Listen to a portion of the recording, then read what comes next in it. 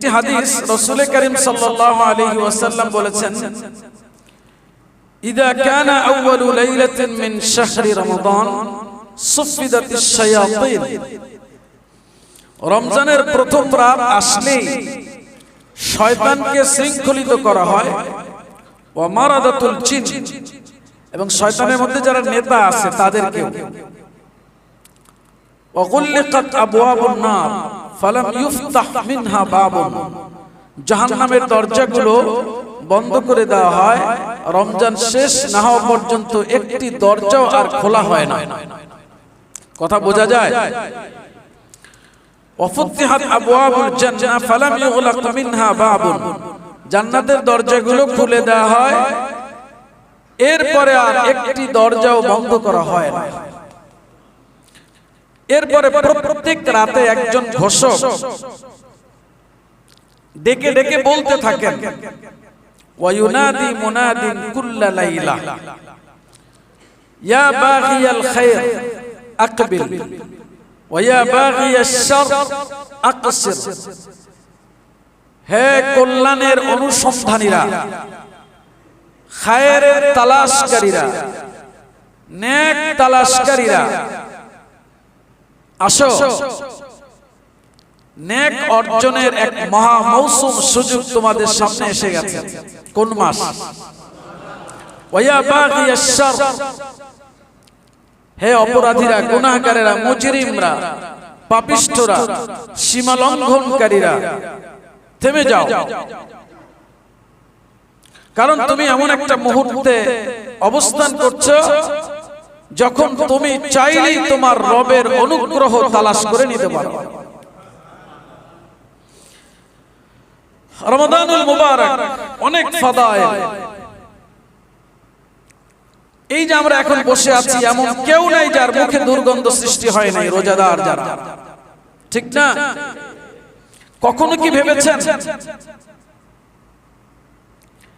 সবথেকে প্রিয় মানুষ যে আপনার, তার মুখের দুর্গন্ধটাও আপনি সহ্য করতে পারেন না? আমি সহ্য করতে পারি না, ঠিক না? কথা বলবেন। খাবারের টেনশন নাই তো আজকে? তাহলে একজন মানুষ যে আর একটা মানুষকে ভালোবাসে এবং তার জন্য সে বলে জীবন দিতে প্রস্তুত, কিন্তু সেই মানুষটার মুখের দুর্গন্ধ সহ্য করতে পারে না। যদিও এই জায়গায় আমি বলি পুরুষের চাইতে মহিলারা উত্তম, কারণ এমন বহু পুরুষ আছে যে তার মুখে নানান জিনিস খাইয়া এমন দুর্গন্ধ নিয়ে তার কাছে যায়, ভয়ের কারণে হোক আর কষ্টের কারণে হোক তার কাছ থেকে সরে যেতে পারে না, কিন্তু সে মনে মনে বলে যে আল্লাহ, এর চাইতে তুমি আমার জঙ্গলে রাখলেও ভালো হতো, ঠিক না? যাই হোক, তো সবথেকে প্রিয় মানুষটির দুর্গন্ধ আমি সহ্য করতে পারছি না। আর কায়নাতের স্রষ্টা যিনি এক ফোঁটা নাপাক পানি থেকে আপনাকে আমাকে সৃষ্টি করেছেন, সে আল্লাহ তাআলা কি পরিমাণ খুশি রোজার কারণে আপনার আমার মুখের এই দুর্গন্ধ তার কাছে মিষ্ক আম্বরের সুঘ্রাণের চাইতেও বেশি প্রিয়। সুবহানাল্লাহ। শুধুমাত্র একটা কথা যদি কোন মুমিন চিন্তা করে, আল্লাহর ইজ্জতের কসম, সে আল্লাহর সাথে নাফরমানি করতে পারে না। একটা কথা শুধুমাত্র যদি চিন্তা করে যে একটা মাখলুক, তার মুখের দুর্গন্ধ যিনি খালিক স্রষ্টা, তার কাছে মিশকের চাইতে বেশি প্রিয়, এটা ঘোষণা করেছেন। এরপরে ওই মাখলুক যখন আল্লাহর সাথে নাফরমানি করে, তখন বুঝতে হবে ওর কপালে সৌভাগ্য বলতে আর কিচ্ছু নাই।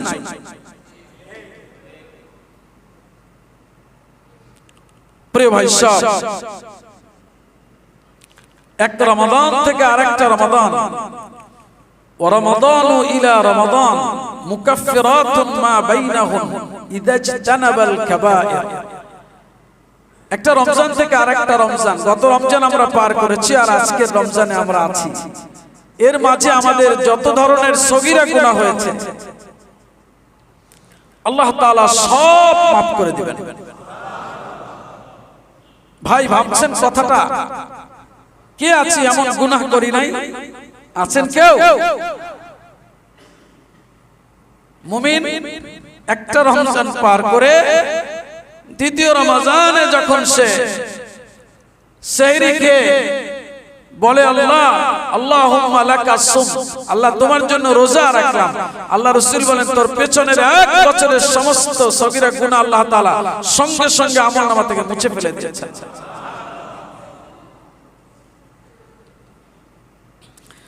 আচ্ছা, আরো অনেক ফজিলত রমজানের আছে, শুনেছেন। মান সামা রমাদানা ঈমানান ওয়া ইহতিসাবান গুফিরা লাহু মা তাকাদ্দামা মিন যামবিহি, যে ব্যক্তি রমজানের রোজা রাখবে তার পেছনের সব গুনাহ মাফ। মান কামা রমাদানা ঈমানান ওয়া ইহতিসাবান গুফিরা লাহু মা তাকাদ্দামা মিন যামবিহি, যে ব্যক্তি রমজানে সালাতুত তারাবি আদায় করবে পেছনের সব গুনাহ মাফ।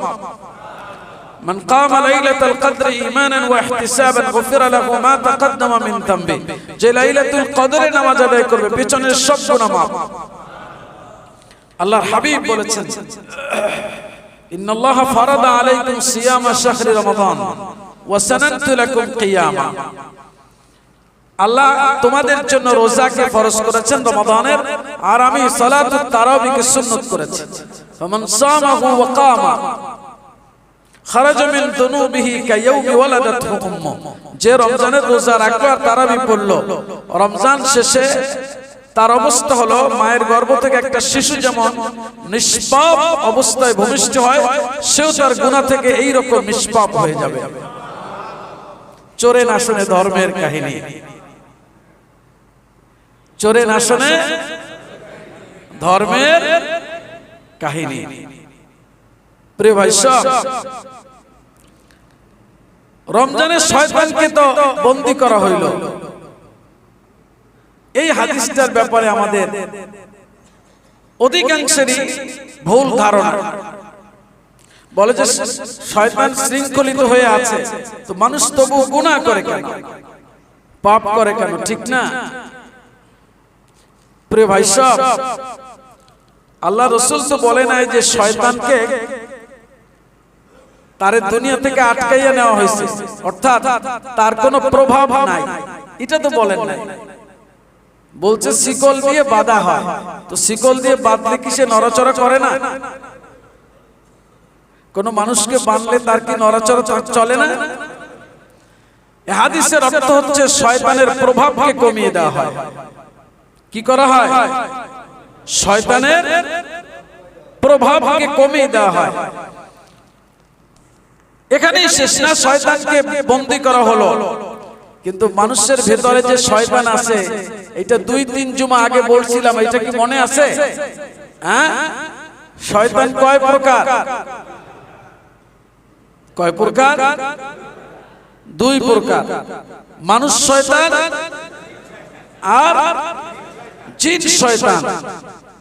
এই 2 প্রকারের শয়তান ধোঁকা দেওয়ার সব সময় চেষ্টা করে, কিন্তু আরেক প্রকার শয়তান আছে যাকে বাদ দিয়ে মরাও যাবে না, সেইটার নাম হলো আন-নাফসুল আম্মারা, কুপ্ররোচক আত্মা। ভেতর থেকে মানুষকে খারাপের দিকে যে সব সময় কুপ্ররোচনা দিতে থাকে, আছে না এটা ভিতরে? প্রিয় ভাই সব, প্রথম কথা বলেছে সমস্ত গুনাহ, গোপন এবং প্রকাশ্য গুনাহ থেকে আল্লাহ তাআলা আমাদেরকে মুক্ত হতে বলেছেন, নির্দেশ কার? দ্বিতীয় কথা, রমাদানুল মুবারক আমাদের জন্য ফরজ করা হয়েছে যাতে আমরা মুত্তাকি হয়ে যাই। কি হয়ে যায়? বান্দা যদি মুত্তাকি হয়ে যায় তাহলে গোপন আর প্রকাশ্য সমস্ত গুনাহ সে ছাড়তে পারে, আর যদি মুত্তাকি না হয় তাহলে সে ছাড়তে পারে না। এখন শয়তান বন্দী, কিন্তু গুনাহ যে পরিপূর্ণ বন্ধ হয়ে গেছে ব্যাপারটা তো এইরকম না। এইরকম প্রথম কথা যে বলেছিলাম, তাহলে 7 বছর ধরে এই মসজিদে আপনাদেরকে দ্বীনের কথা শোনাচ্ছি। 7 বছরে ইসলামের এমন কি মৌলিক বিষয় আছে যা বলি নাই? আমি কি বাড়ায় বললাম? হ্যাঁ, কোরআনের বিরাট অংশ আপনাদেরকে ধারাবাহিকভাবে আমি আলোচনা করে শুনিয়েছি। এই কোরআনের চাইতে হেদায়েতের আর দামি কোনো কিতাব আছে? আছে কি? 7-8 বছর ক্রমাগত জুমা পড়ার পরেও যদি নিজের নফস কন্ট্রোল করা না যায়, তাহলে কচু গাছের সাথে গলায় দড়ি দেওয়া উচিত। কথা বুঝেন নাই? আল্লাহ যদি আপনার কলবের মধ্যে মোহর মেরে দেয়, তো আমি জাকির হোসেন আজমি কি করব?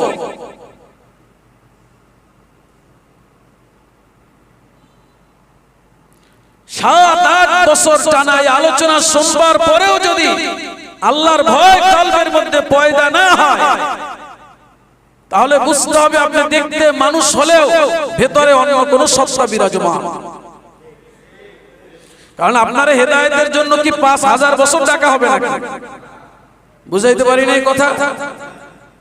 আপনি মসজিদ, আমি 8 বছর আগে বলেছিলাম, 7 বছর আগে, যে ওই মসজিদের ওখানে এসে কদম দেবেন, কদম দেওয়ার আগে আপনি ঢুকবেন আব্দুল্লাহ হিসাবে।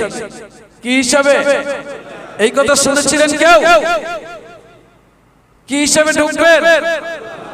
আব্দুল্লাহ মানে আল্লাহর গোলাম। আব্দুল্লাহ মানে কি? আব্দুল্লাহ মানে কি?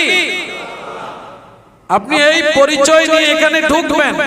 এই পরিচয় নিয়ে যদি মসজিদের মধ্যে ঢোকেন, তাহলে আল্লাহর ওয়াদা আছে, আল্লাহ আপনার কলবের বদ্ধ দুয়ারকে হেদায়েতের জন্য খুলে দিবেন।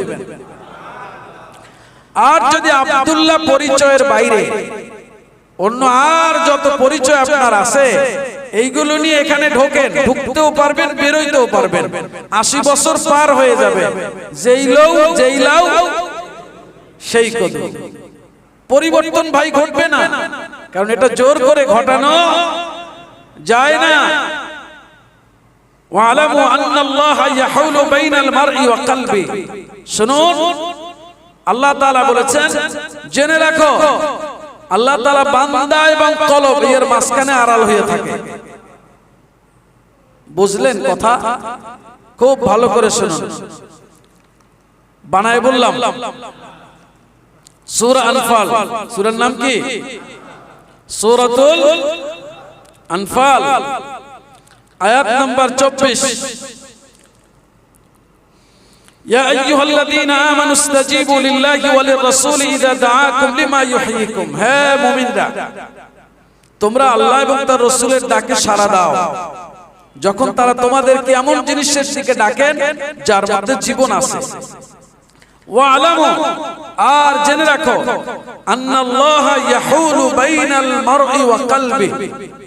আল্লাহ তাআলা, এই যে আমি মানুষ, একজন ব্যক্তি, এই একজন মানুষ এবং তার কলব, আমি এবং আমার কলব, এর মাঝখানে আল্লাহ তাআলা প্রতিবন্ধক হয়ে থাকেন।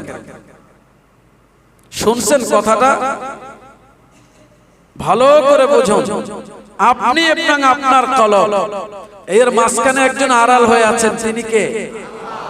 আবার বলছি, আপনি এবং আপনার কলব, এর মাঝখানে একটা আড়াল আছে। আড়ালটা কে? ব্যাপারটা খুব সোজা, তাই না? ব্যাপারটা খুব হালকা। তার মানে হলো, মহান আল্লাহ তাআলা যদি না চান, আপনি কিয়ামত পর্যন্ত চেষ্টা করেও হেদায়েতের এক ঝলক আলোকও দেখতে পাবেন না। এজন্য বান্দাকে আল্লাহর কাছে সুপর্দ হইতে হবে কোন শর্ত ছাড়া। কি ছাড়া? শর্ত ছাড়া, যে আল্লাহ গো, আমি তোমার দুয়ারে আসছি, আর কোন পরিচয় আমার নাই, একটাই মাত্র পরিচয়, আমি গোলাম আর তুমি প্রভু। এটা যদি থাকে, তো আল্লাহ তাআলা तमाम নিয়ামত দান করবেন। আর যদি এইটা না থাকে, তাহলে আর কাজ হবে না। প্রিয় ভাই সব, শয়তান তো বন্ধ, কিন্তু নফস তো জারি আছে। নফস জারি নাই? বলেন, নফস জারি নাই? তারাবি নামাজ সেখানে পড়ে যায়, তারপরে বাসায় গিয়া এরপরে আরেক ডিউটি শুরু করে। ফজর হয়ে যেতে পারে, তারাবি পড়াইয়া অর্জন করছে 50 টাকা, ওইখানে যে খরচ করে 50,000 টাকা। বুঝাইতে পারি না? তারাবি পরে সব অর্জন করছে 50 টাকার, আর ঘরের মধ্যে গিয়ে সারা রাত গুনাহ করে 50,000 টাকা। এখন জরুরি কথা আর একটা দেখুন, ওই যে মসজিদে ঢুকতে আল্লাহর রাসূল বলেছেন, যখন তোমরা মসজিদে ঢুকবে তখন বলবে আল্লাহুম্মা ফতাহলি। জানেন এই দোয়াটা সবাই? বলেন তো।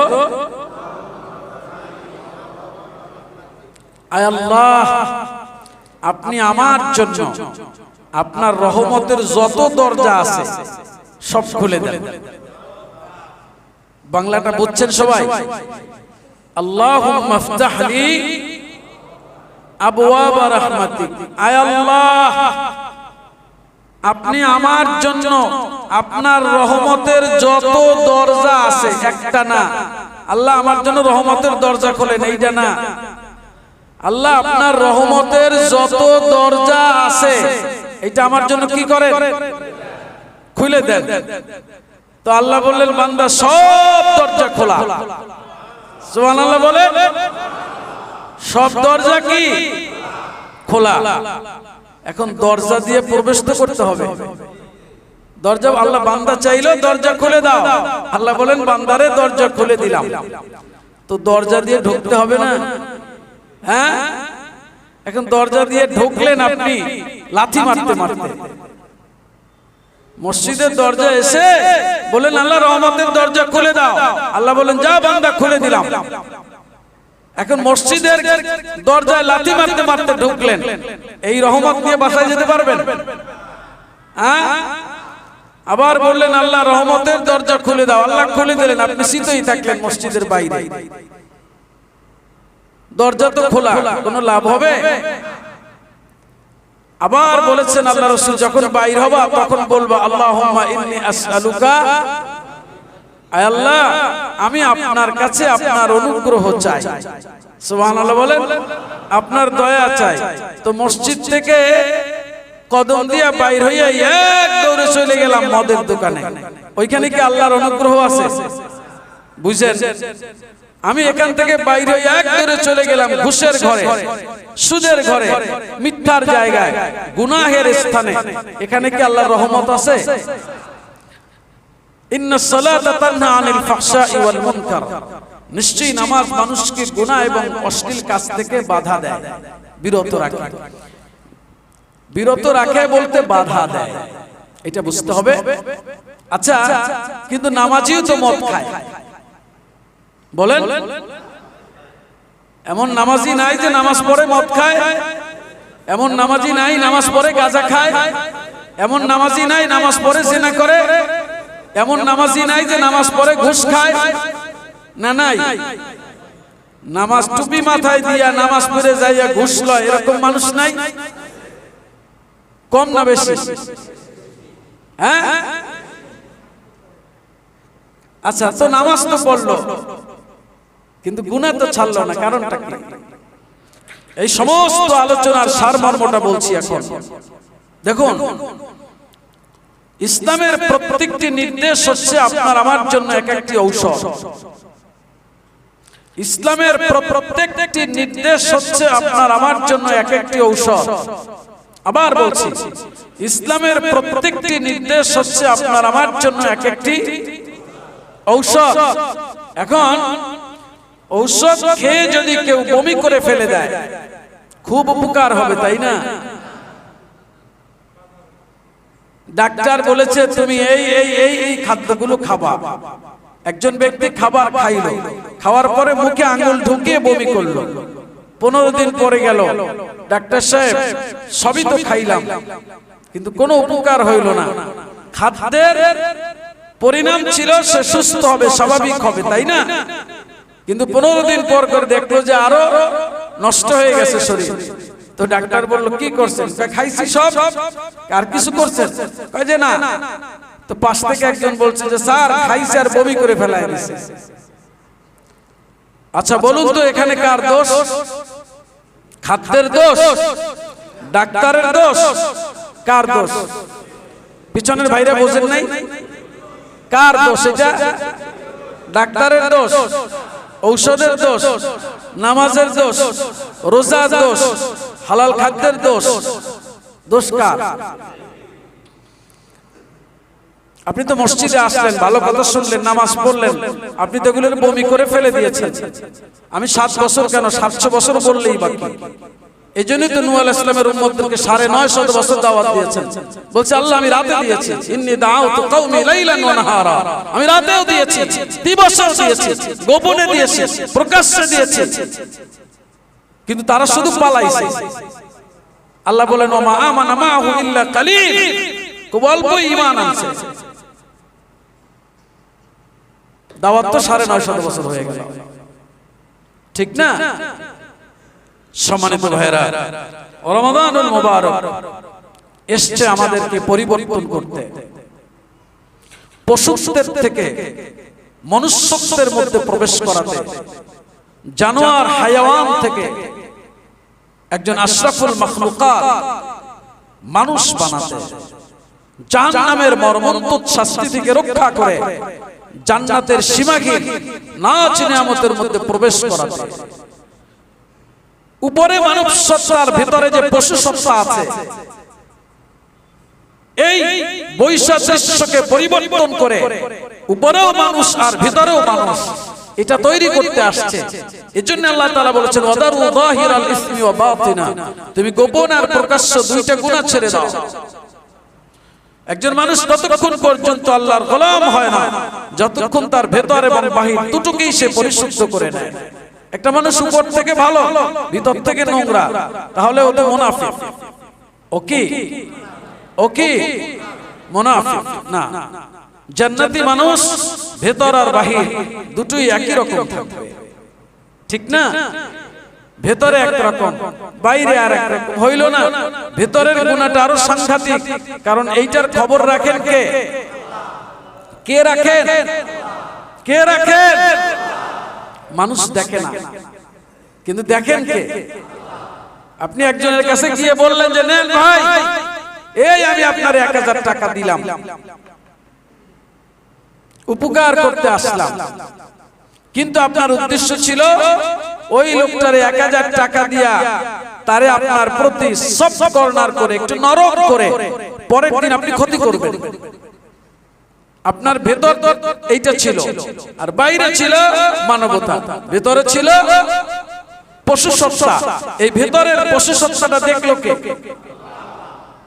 আল্লাহ তাআলা দেখলেন। এজন্য এটা আরো বেশি ভয়ঙ্কর।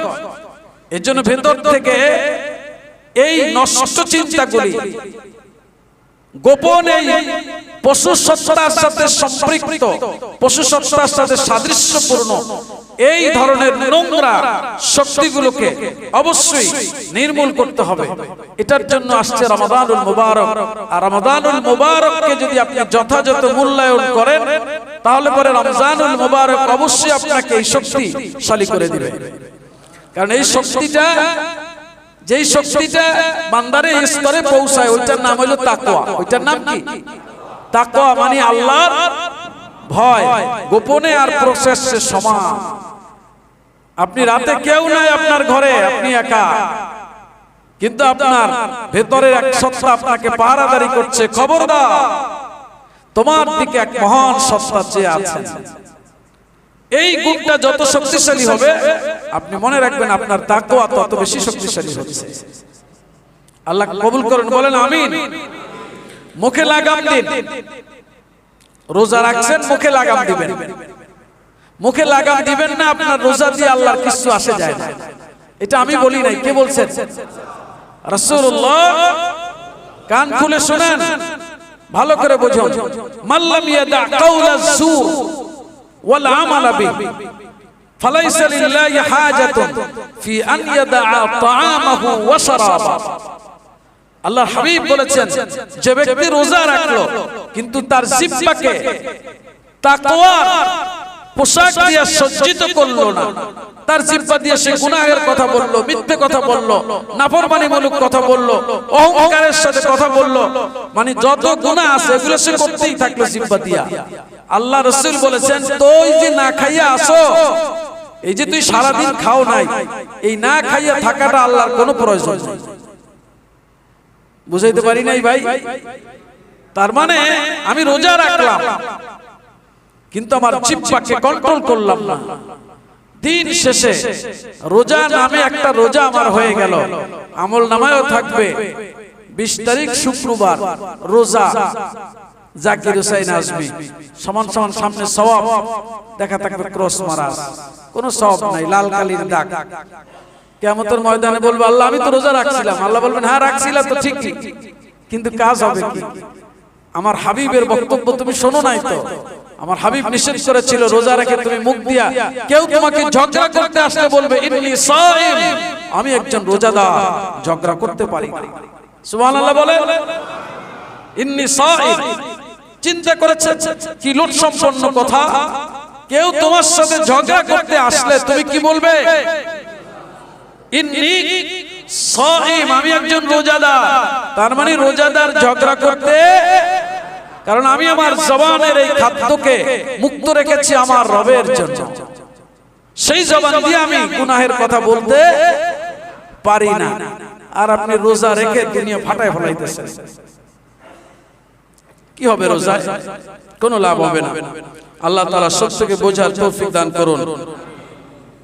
সম্মানিত ভাইরা, আল্লাহ পাকের কাছে বান্দার উচিত খুব বেশি পরিমাণে সাহায্য চাওয়া, কারণ হেদায়েতটা কার হাতে?